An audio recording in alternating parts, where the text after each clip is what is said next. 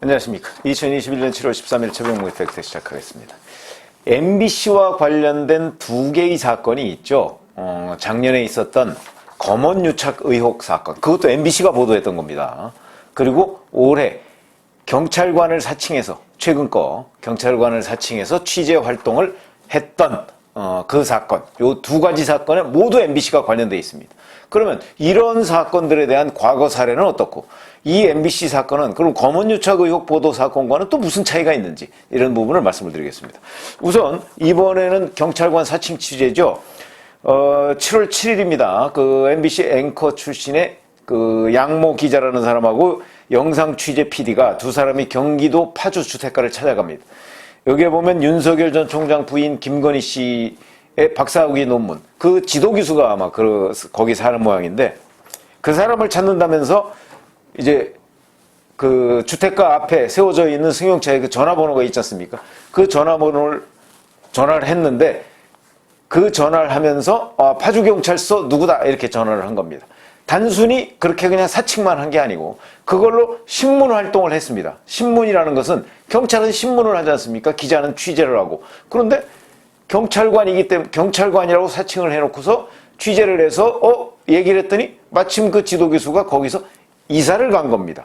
그러니까 그 이사 간 그 사람 어디로 이사 갔느냐, 전화번호가 어떻느냐, 이런 걸 물어봤다는 것이죠. 이거는 이제 취재 활동을 본격적으로 벌인 것이다. 단순한 사칭에 그치지 않는다. 이런 얘기입니다. 자, 이 사건이 있고, 그러면 작년에 검언유착 의혹을 보도했을 때 MBC는 어땠느냐? 이거는요, 잘 아시지만 채널A 이동재 전 기자가, 당시 기자가 검사와의 친분, 그러니까 한동훈 검사장이죠. 한동훈 검사장과의 친분을 과시하면서 유시민 씨에 대한 취재 활동을 벌이다가 지금 이제 강요 미수죄로 구속이 돼서 지금은 현재 나와 있지만 재판을 받고 있는 중입니다. 오늘이 13일인데 이번 주 금요일이죠. 16일에 1심 선고를 합니다. 자, 그러면 이 두 가지 사건의 공통점은 무엇이냐? 취재윤리 위반인 거 두 가지 사건의 공통점입니다. MBC도 이번 경찰관 사칭 사건에 대해서 취재윤리 위반 문제를 해서 사실 업무 배제했다, 뭐 이렇게 그 보도를 한 적이 있습니다. 그러니까 취재윤리 위반. 그러니까 무슨 얘기냐면, 실제 자기는 기자 신분인데 기자 신분으로서 지켜야 할 취재의 원칙들이 있습니다. 그 원칙을 위반해서 어긋나게 취재 활동을 했다. 이런 것들이 이제 공통점인데, 자, 그럼 다른 점은 무엇이냐? 우선 이번에 경찰관 사칭은요, 이거는 경찰관을 단순히 파주경찰서 경찰이다 이렇게 사칭한 것뿐만 아니고 그걸로 취재 활동을 벌였다. 이렇게 되면은 이거는 좀 다른 것이고, 그러면 채널의 이동재 기자는 적어도 기자를, 아니 뭐 다른 무슨 직업이나 뭐 검사나 이런 걸로 사칭하지는 않았습니다. 그렇죠? 자기가 기자인 신분을 밝혔죠. 다만 그 과정에서 지금 감옥에 있는 그 이철 밸류 인베스트먼트 코리아 대표라는 사람의 뭐 뒤를 봐줄 수 있는 힘이 있는 것처럼 과장을 한 측면이죠. 사칭은 아닙니다.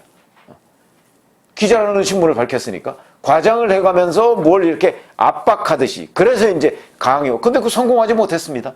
그래서 강요 미수 혐의다.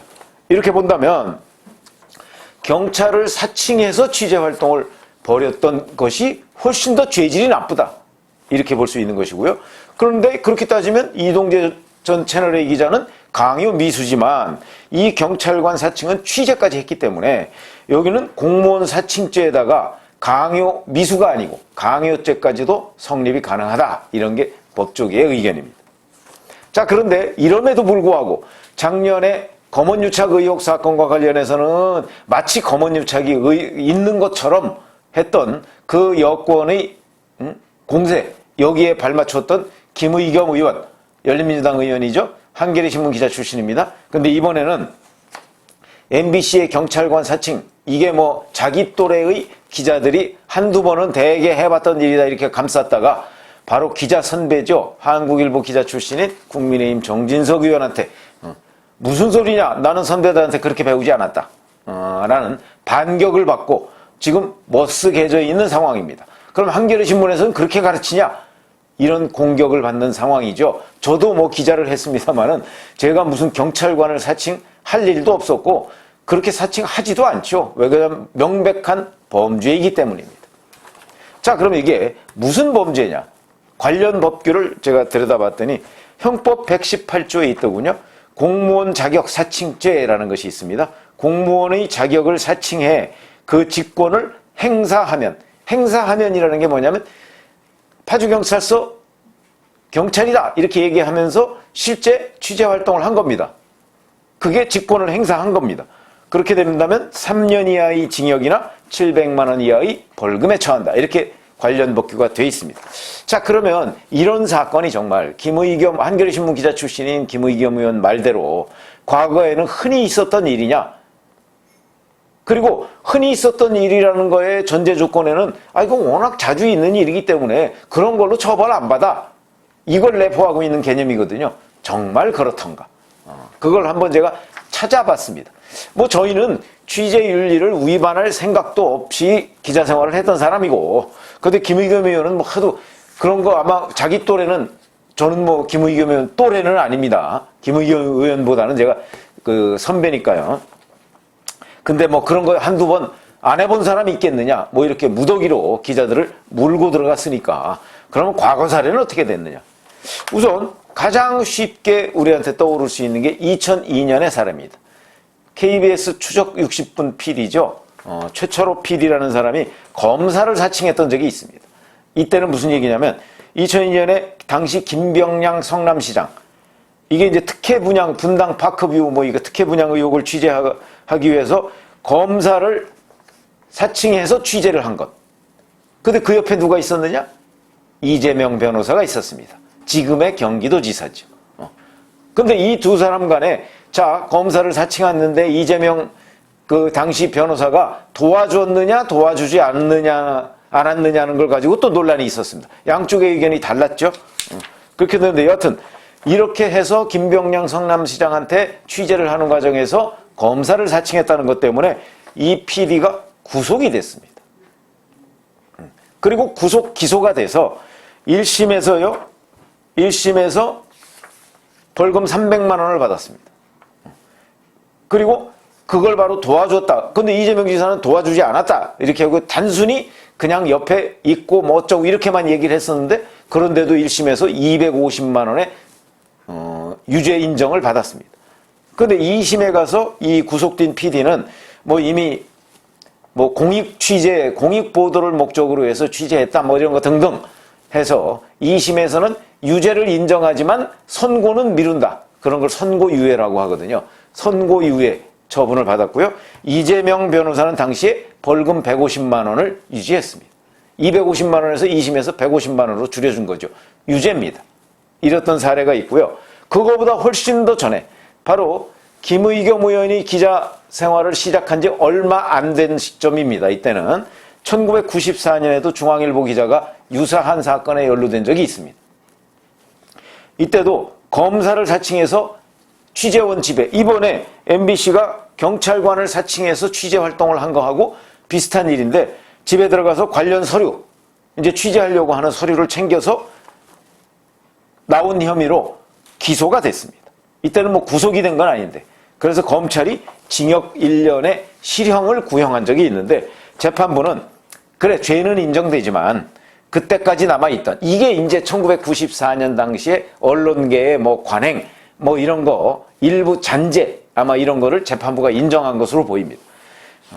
그러나 이제까지 남아있던 언론계의 그릇된 취재 관행, 그 다음에 본인의 반성 뭐 이런 것들을 종합적으로 참작해서 선고유예를 한다. 이것도 선고유예는 죄는 인정되지만 선고는 미룬다 이런 뜻이거든요. 그래서 선고유예를 한다. 이렇게 결론이 난 적이 있습니다.